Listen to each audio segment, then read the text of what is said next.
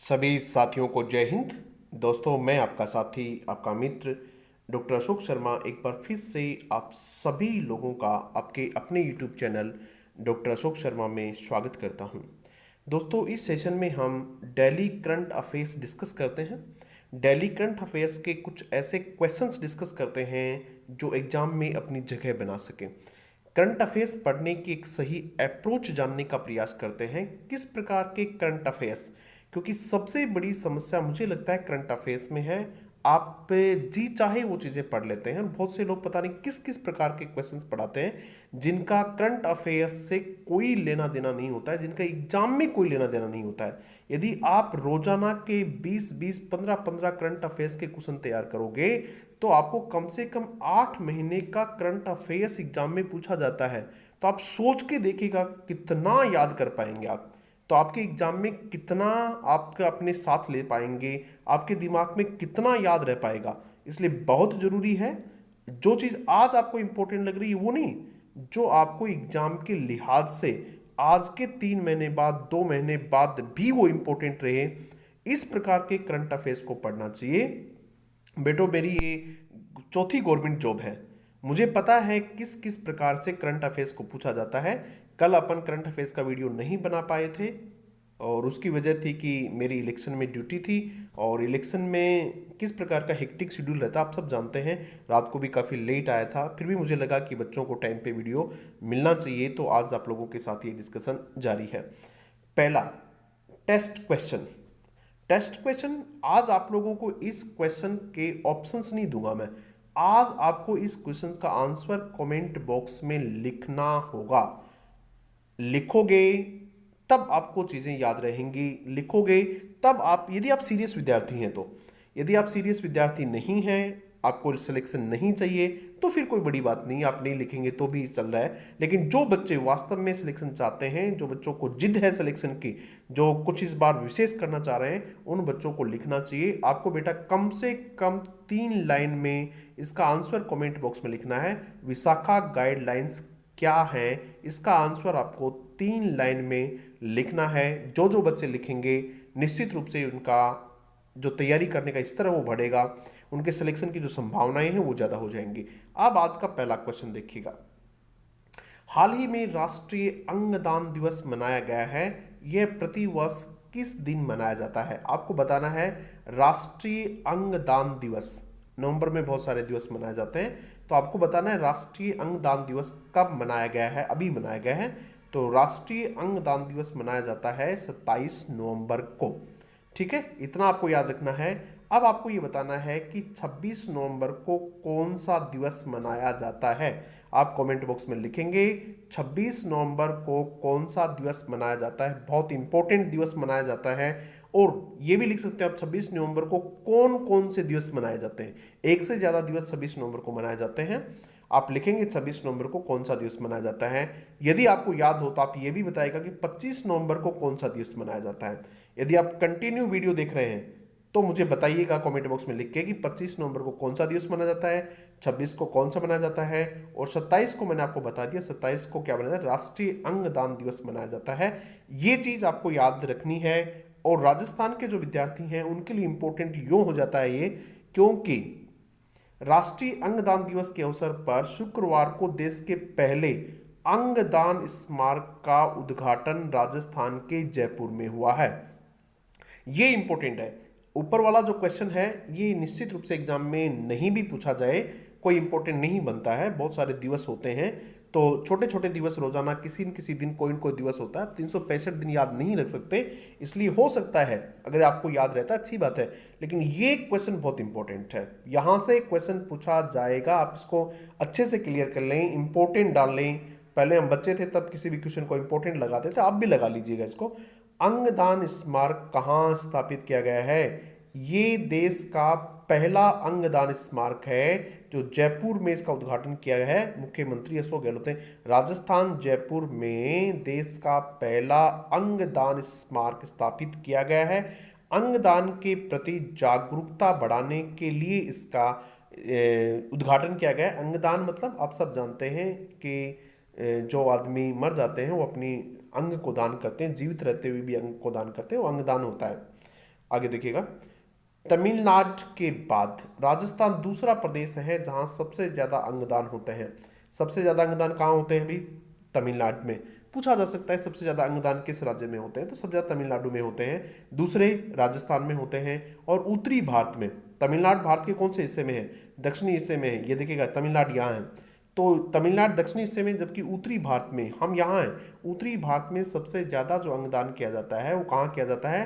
राजस्थान में किया जाता है। तो राजस्थान के लोगों के लिए निश्चित रूप से एक गर्व की बात है कि वो देश में सबसे ज़्यादा अंगदान करते हैं उत्तरी भारत में। नेक्स्ट क्वेश्चन देखिएगा, हाल ही में डिएगो माराडोना, बहुत इंपॉर्टेंट क्वेश्चन है, आप इसको निश्चित रूप से याद रखेंगे। और अभी नहीं, यदि आपकी एग्जाम 6 महीने बाद होती है तब भी आपके लिए इंपॉर्टेंट रहेगा।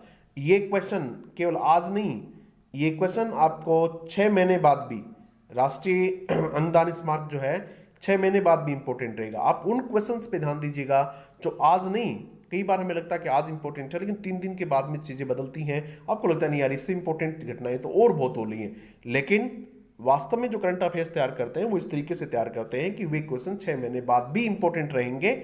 और ये क्वेश्चन 6 महीने बाद भी इंपॉर्टेंट रहने वाला है।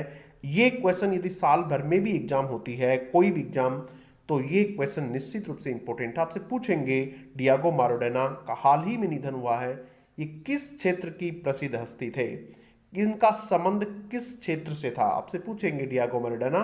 तो इनका संबंध आप सब जानते होंगे कि ये खेल से संबंधित थे। इनका संबंध क्या था? खेल। और खेल में भी कौन सा खेल? फुटबॉल से संबंधित थे। ये कौन से?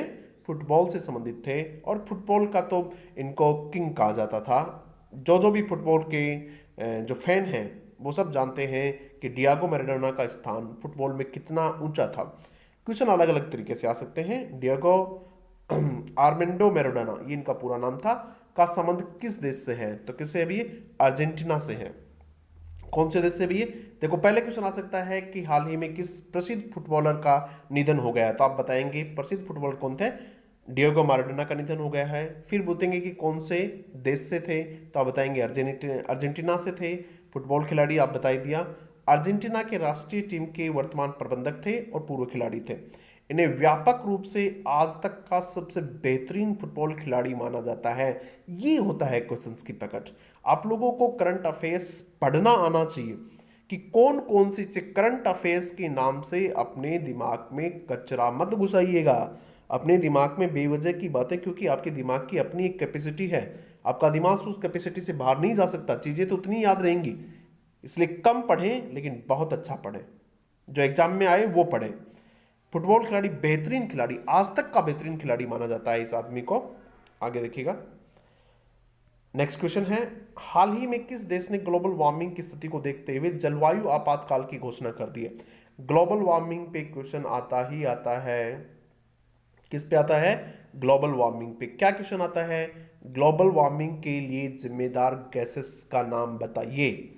ये क्वेश्चन है आप लोगों के लिए, मेरा आप लोगों के लिए। कमेंट बॉक्स में मुझे लिख के जरूर बताइएगा, ग्लोबल वार्मिंग के लिए जिम्मेदार गैसेस का नाम बताइए। यदि आप निश्चित रूप से सीरियस विद्यार्थी हैं तो आप लिखेंगे इसमें, ग्लोबल वार्मिंग की स्थिति को देखते हुए जलवायु आपात की घोषणा करने की बात किसने की है? न्यूजीलैंड सरकार ने की है। अभी न्यूजीलैंड सरकार ने कहा है कि ग्लोबल वार्मिंग एक बड़ी चुनौती है, राष्ट्रीय आपात इसको घोषित किया जाना चाहिए। ये बहुत बड़ी समस्या है जो निश्चित रूप से जो जलवायु परिवर्तन है, सतत जलवायु परिवर्तन कह रहे हैं इसको, लगातार जलवायु क्या हो रही है? परिवर्तित हो रही है। सतत जलवायु परिवर्तन है सबसे बड़ी समस्याओं में से एक है। तो इसके लिए उन्होंने जलवायु आपात घोषणा की है ताकि लोगों को जलवायु के संबंध में और ग्लोबल वार्मिंग के संबंध में लोगों की अवेयरनेस को बढ़ाया जा सके, लोगों को बताया जा सके कितनी बड़ी समस्या है, इसको कम कैसे किया जा सकता है। पेरिस समझौता आप जानते ही हैं, जलवायु के मामले में बहुत इंपॉर्टेंट समझौता हुआ करता था, अभी भी है। जलवायु आपात घोषित करने वाला पहला देश कौन था? ब्रिटेन था। पहला देश ब्रिटेन है और उसके बाद में अभी कौन से? न्यूजीलैंड में। आप ये ध्यान रखेंगे। उसके बाद देखिए, father of Indian IT industry किसे कहा जाता है? हाल ही में उनका निधन हो गया। आपको बताना है उस आदमी का नाम। क्या बताना है? Father of Indian IT industry. IT information technology. IT से क्या मतलब है? इंफॉर्मेशन टेक्नोलॉजी, सूचना प्रौद्योगिकी, सूचना प्रौद्योगिकी। हाल ही में इनका निधन हो गया है। क्वेश्चन पूछा जाएगा 6 महीने बाद भी एग्जाम होगी तो आपके लिए इंपॉर्टेंट है। किसी भी एग्जाम की आप तैयारी कर रहे हैं तो आपके लिए इंपॉर्टेंट है। इसमें पहला जो ऑप्शन है वो एसपी बालासुब्रमण्यम है। आप बताएंगे कि एसपी बालासुब्रमण्यम कौन है। निश्चित रूप से इस क्वेश्चन का आंसर नहीं है, लेकिन हाल ही में एसपी बालासुब्रमण्यम का भी निधन हो गया है। आप बताइएगा कि एसपी बालासुब्रमण्यम कौन है।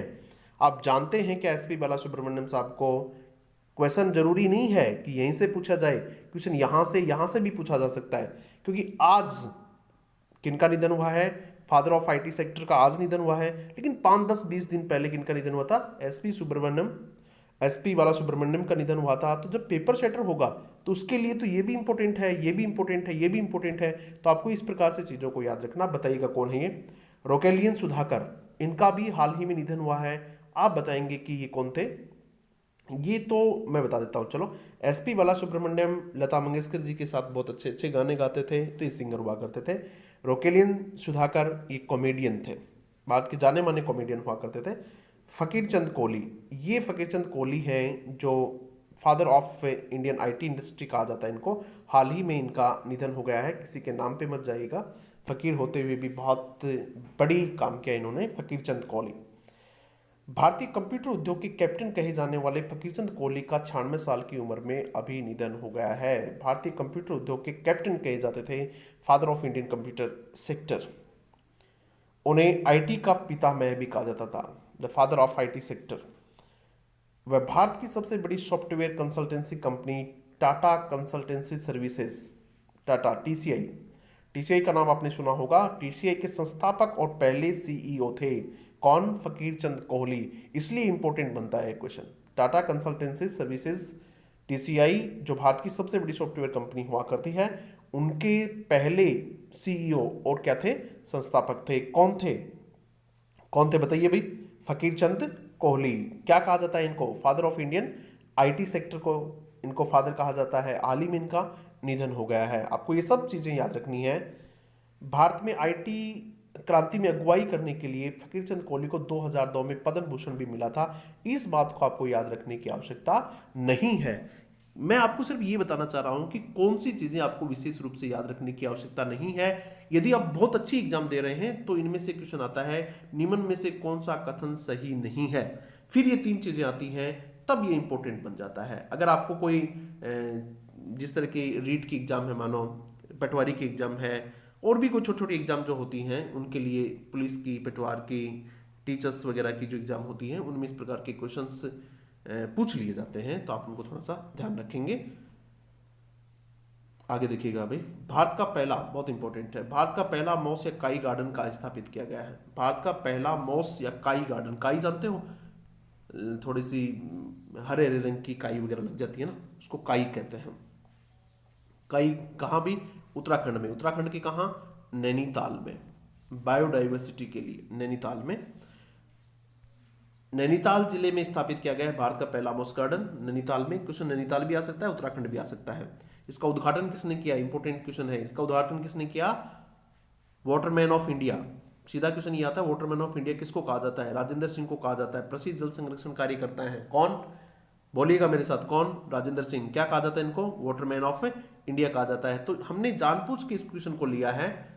ये नहीं पूछेंगे इसका उद्घाटन किसने किया है, बिल्कुल नहीं पूछेंगे, किसी भी हाल में ये नहीं पूछ सकते उद्घाटन किसने किया है, लेकिन ये पूछ सकते हैं कि वाटरमैन ऑफ इंडिया किसको कहा जाता है, तो राजेंद्र सिंह को कहा जाता है। इसलिए हमने इसको यहां शामिल करने का प्रयास किया है। और देखिएगा, उत्तराखंड में कुछ बहुत अच्छी अच्छी चीजें हैं जो हमें समझनी चाहिए, जो एग्जाम में बार बार पूछते हैं। जिम कार्बेट राष्ट्रीय उद्यान पूछते हैं। जिम कार्बेट राष्ट्रीय उद्यान कहाँ है, उत्तराखंड में है। जिम कार्बेट राष्ट्रीय उद्यान भारत का सबसे पुराना राष्ट्रीय उद्यान है, इसलिए इंपॉर्टेंट बन जाता है। पहला राष्ट्रीय उद्यान है, इसलिए इंपॉर्टेंट बन जाता है। उसके बाद में इसकी स्थापना जब हुई थी, किसके लिए, बंगाल की बाघ जो हैं उनकी रक्षा के लिए हैली नेशनल पार्क के रूप में स्थापित किया गया था। इसको किसके रूप में, हैली नेशनल पार्क के रूप में स्थापित किया गया था, हैली। ठीक है, फिर देखिएगा और क्या है इसमें, नंदा देवी राष्ट्रीय उद्यान भी कहाँ है, उत्तराखंड में है। एक क्वेश्चन और आता है इसमें, फूलों की घाटी, ये क्वेश्चन पूछा हुआ अभी एक बार आरएस प्री में पूछा था, फूलों की घाटी राष्ट्रीय उद्यान कहाँ है, तो फूलों की घाटी राष्ट्रीय उद्यान कहाँ है, उत्तराखंड में है। तो इस तरीके से आज के हमारे क्वेश्चंस 5 कंप्लीट होते हैं। सेशन आपको ठीक लगा हो तो अपने साथियों के साथ साझा कीजिएगा। Thank you very much.